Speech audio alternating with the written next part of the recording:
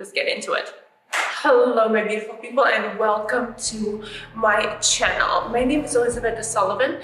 I am a clinical psychologist, a gestalt therapist, a hypnotherapist, and today I'm about to react to Theboys.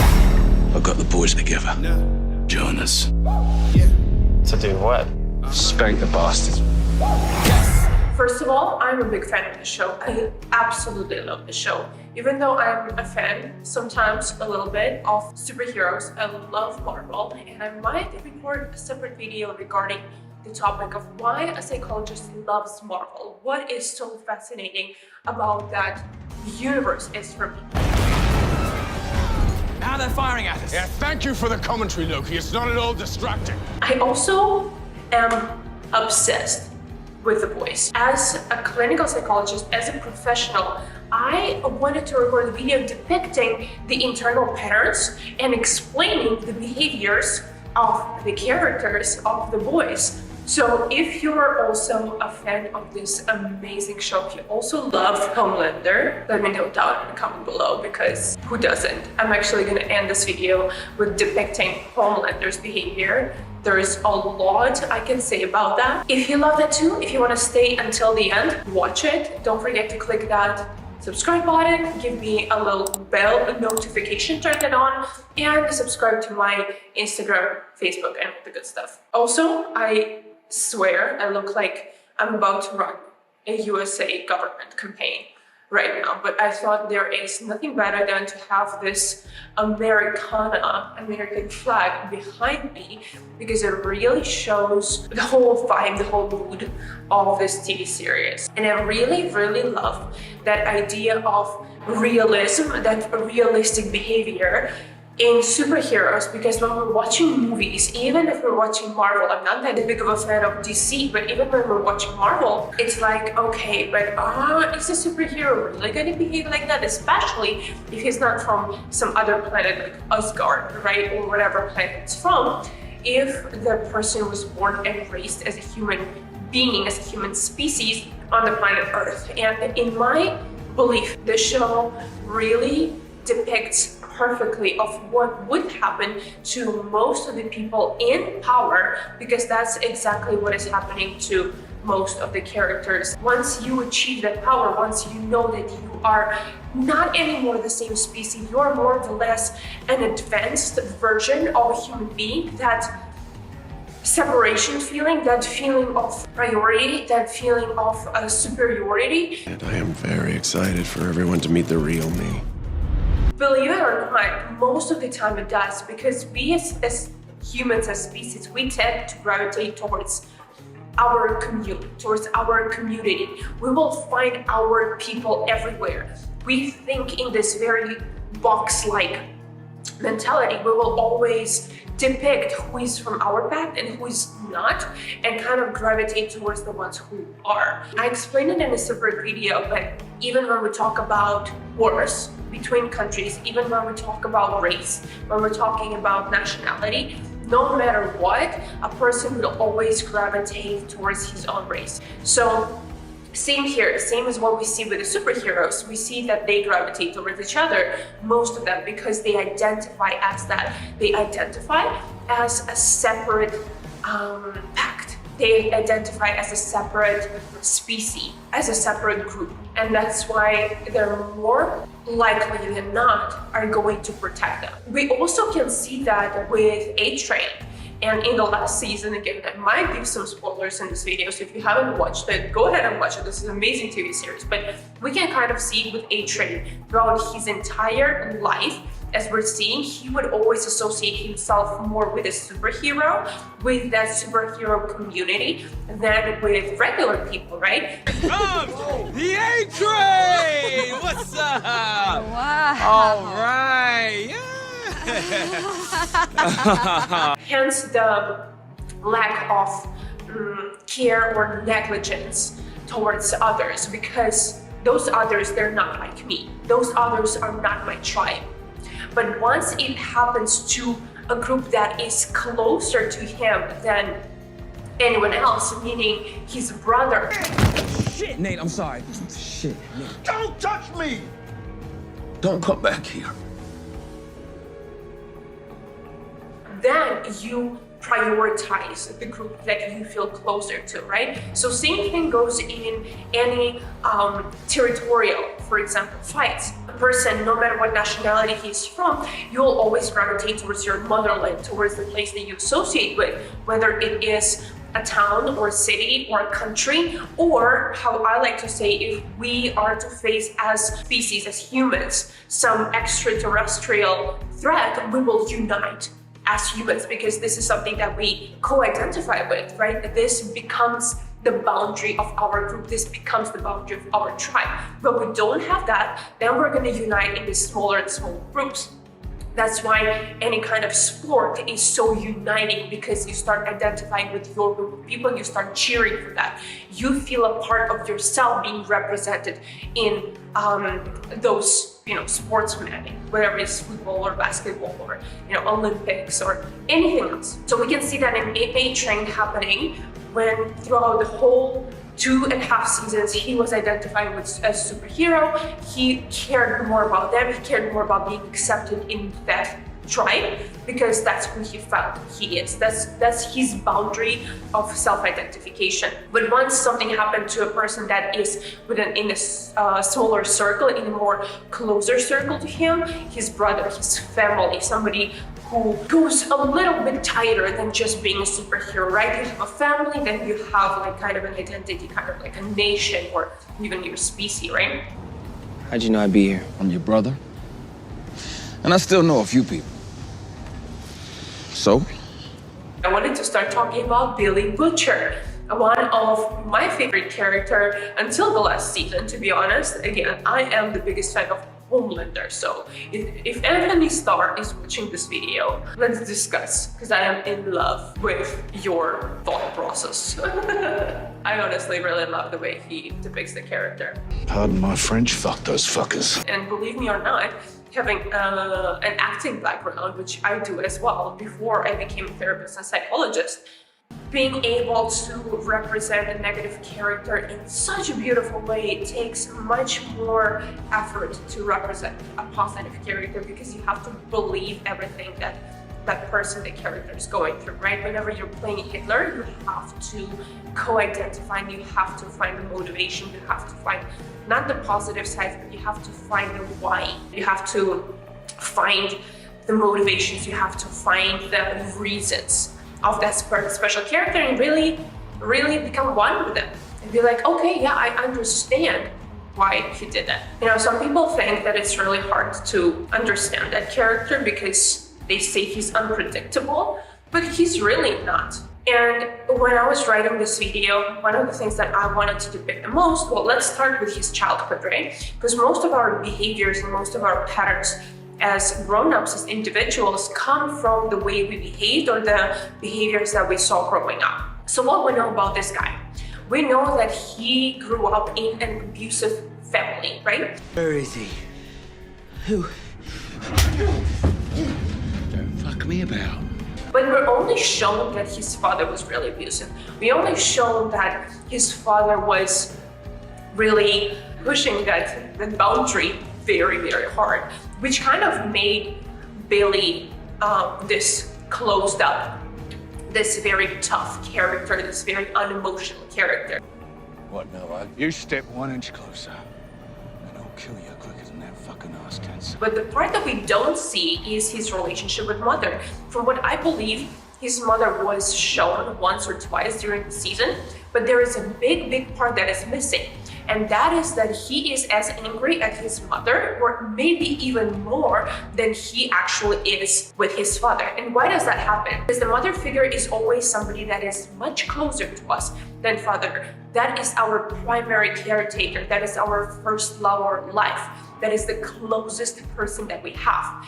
And when the second partner, the second caretaker, the second parent starts abusing us, and we see mother not doing anything, we start holding this grudge against her much more, because why are you not doing anything?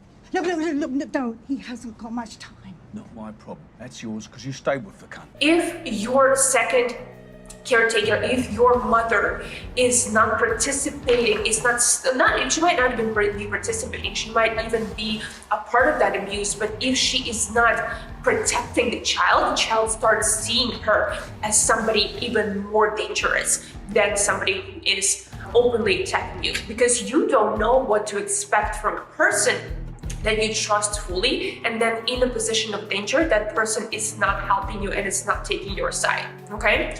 So what we see from this relationship, and I found it very interesting, is some of his relationship with women. And yeah, his wife died. We are shown that he had such a beautiful, very deep connection with his wife.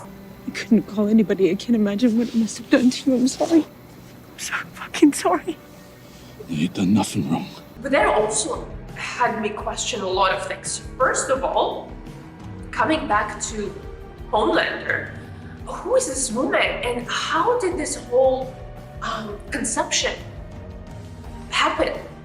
That's what I was thinking when I was watching the show. How did that happen?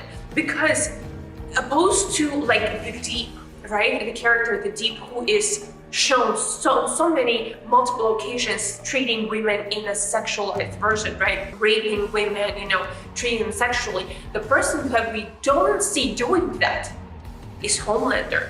If you remember, most of his sexual encounters were mutually agreed upon, okay? So we don't really see him as a rapist. We don't really see him as somebody who will be taking advantage of his masculine position per se. Yeah, he might kill you. He might easily do that. But rape? I don't think so. It really did not show. And Homelander is, again, I'm not gonna go into him, but he is my favorite character. So, Homelander is a clear representation of a person stuck at the oral stage of behavior, right? Of the oral stage of development, if we were to take Freudian analytics and growth patterns. That person is not really capable of the sexual dominance, okay? Even the parts that we see when he is having sex with that woman from the first season, which I don't remember her name, he sees her as this motherly figure, right? That is not really, and then the Nazi girl, all this stuff, that's not really a very aggressive partner. I think that you are everything we should be. So what made me question, how did this conception happen? How did this wife that Billy apparently loved so much, so deep, that they had such a great relationship, ended up not only conceiving a child from Homelander, but then vanishing, right? Completely going, what is it, noble? Hobo? Completely going low. Whatever, she was not answering Billy whatsoever, right? And in his head, he's like, well, that was the happiest time of my life and that is what made him unhappy. Well, that's not true. And here is where that motherly figure comes into play. And most of our patterns come from our childhood. And Billy holds this very deep resentment towards women specifically, because what? Women betray him. Not openly, but they do it behind his back. And guess what? He ends up choosing a partner that betrays him behind his back. That partner that you never know whether she loves him or not. You never know how is she going to react in a situation of danger, which again replays later on with his marriage. Because I am pretty sure that girl had good time with Homelander before getting pregnant, no matter how much she's going to deny it. That guy's hot. I would definitely have a good time. Do it. You know you want to. The blame of his younger brother committing suicide is a huge thing. Here we can see the clear Cartman's drama triangle. Executor, victim, and savior. And that is what Billy is stuck in, as well as his younger friend, which I forget his name, so I'll have to find it. I'll have to find what Billy's younger name is. Huey, that's his name. So in this drama triangle, a person continuously goes through this circle, being either an executioner, a savior, or a victim. And that is somebody who will always be shifting his roles, right? Once you get into this drama triangle, it's really hard to get out of it because you're stuck into it and all these emotions kind of correlate upon each other and build upon each other, right? So we see it starting with his father being the abuser and the aggressor, right? And executioner as well. There are many names you can call that. And then his brother being the victim, right? And then Billy falling into the position of a savior. So somebody's being abused, brother in the position of victim. Victim is always blaming somebody else. Victim is always not able to take responsibility for his own life upon himself. And then the savior always tries to save the victim. Okay, so that is how the triangle goes. Once you get into that position of savior, at a certain point you will fall into a position of a victim because you keep saving somebody, even if it happens only in your head. You're saving somebody until you become a victim and a martyr regarding that topic. You're like, well, I've been saving you for so long, now I'm the victim, this is what I had to go through, oh my god, poor me. So that is actually what's going on inside his head. And then when that position is being taken, the next one to follow is the aggressor, the executioner, which we clearly see in Billy so often, right? Sorry, did you just call God a C word? Yeah, he's got a hard-on for mass murder and giving kids cancer. And his big old answer to the existential clusterfuck that is humanity is to nail his own bleeding son to a plank. That is a cunt move. I will be so tough. I will treat people the same way I was treated, so I don't fall into that position of victim no more. Okay, so that is what we see. And then Huey, a perfect representation over here as well of the savior and victim and as an executioner, right? Because we see him first being this little scared dog that needs some help, this little, oh my god, I can't do anything, I need this older brother figure, I need somebody to save me from the depression of my life, from this low existence. So not fun. I don't want to be like my father. I just don't want to be like my father. And then you fall into the position of a savior because, oh no, poor Billy, he's so fucked up in his head, I have to go help him. And then falling into the position of executioner as well in his relationship and in his relationship with Starlight. I actually don't want to make this video too long, so I'm going to depict, apparently I had a lot to say about Billy and about Homelander. So I really want to talk about him. So let's do this video specifically about Billy and Homelander. I already explained to you some of the patterns that are happening with Billy Butcher, and I will explain to you as well what's happening with Homelander. And if you like this video, don't forget to let me know down below, and I will record more videos about all the other characters and what is actually happening in between the lines. Okay, not behind the scenes. I wanted to say behind the scenes, but it is in between the lines. Okay, so let's get to Homelander. This is a backdrop is for him.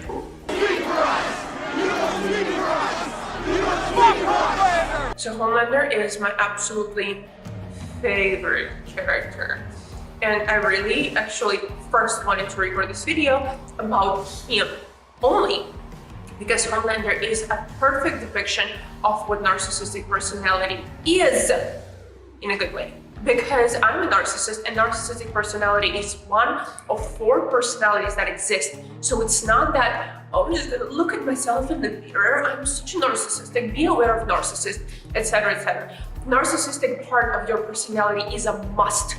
You have to have it in order to have a healthy psyche. But you also have a narcissistic traumas, which Homelander has, and narcissistic personalities usually come from narcissistic traumas, okay?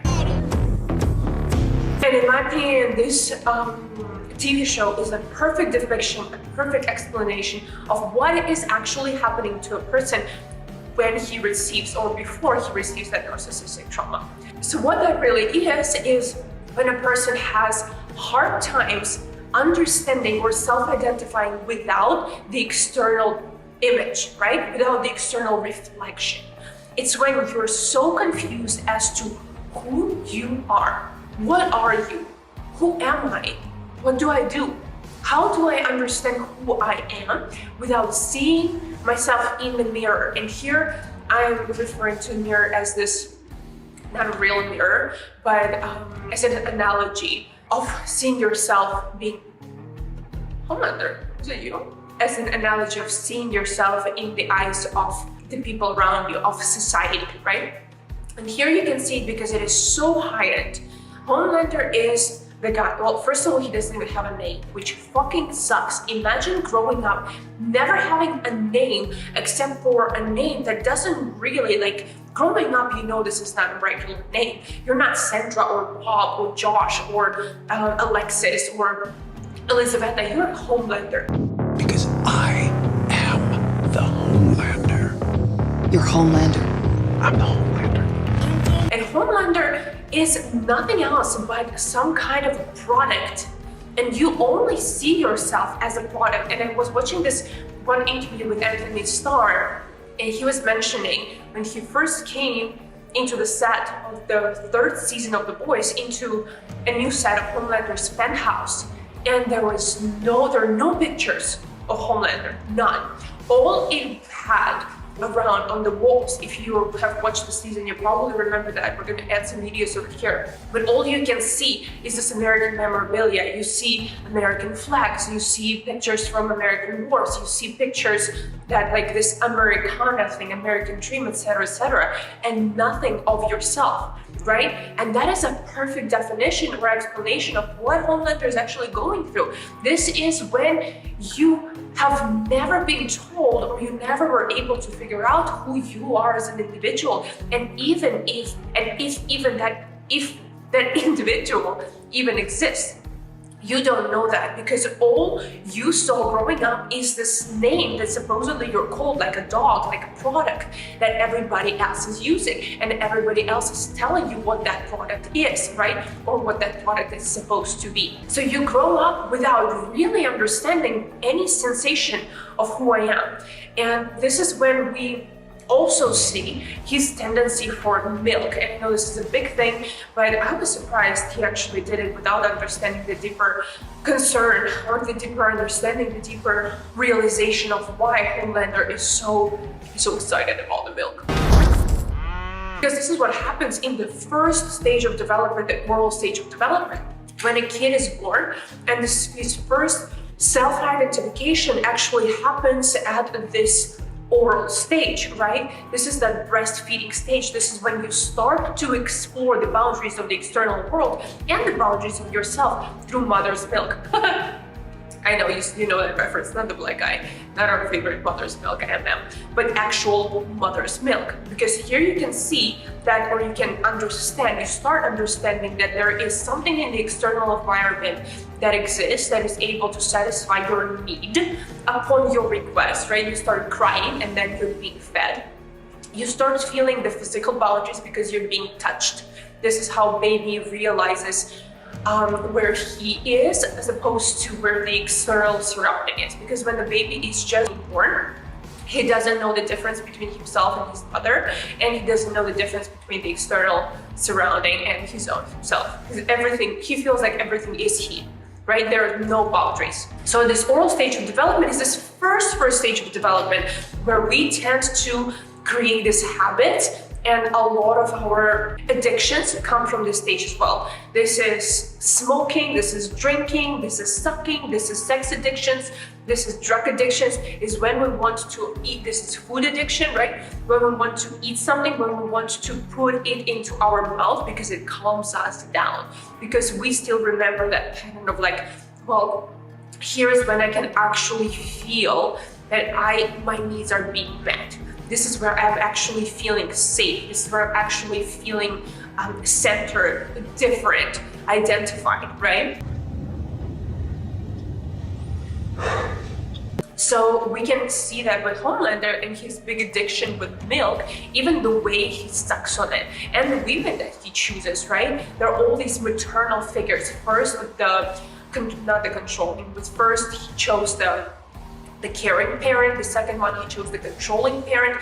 Both of his relationships that we saw on screen are these two opposite sides of the parental archetype. Man who fell for the wrong woman, fell for the wrong woman. But out of crisis comes change. But we can see that very clearly, and that's where that milk obsession comes into play. And we can see it with Homelander, his main problem, this narcissistic trauma that shows as, I really don't know who I am. What are my needs and what are Vaught's needs? What do I want and what does Vaught want, right?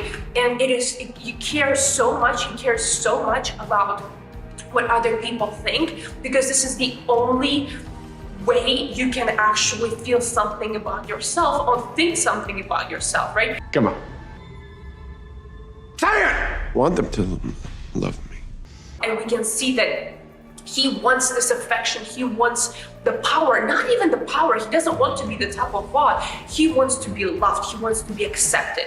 Because if you are accepted and loved, then you feel that you're worth it. Even though he's the strongest person in that universe, and the sexiest person in the universe, he doesn't know that until somebody tells him that. That's why I had a lot of questions about his child, that mother of his child. They definitely had something going on. Okay guys, that is it for today. Let me know what you think.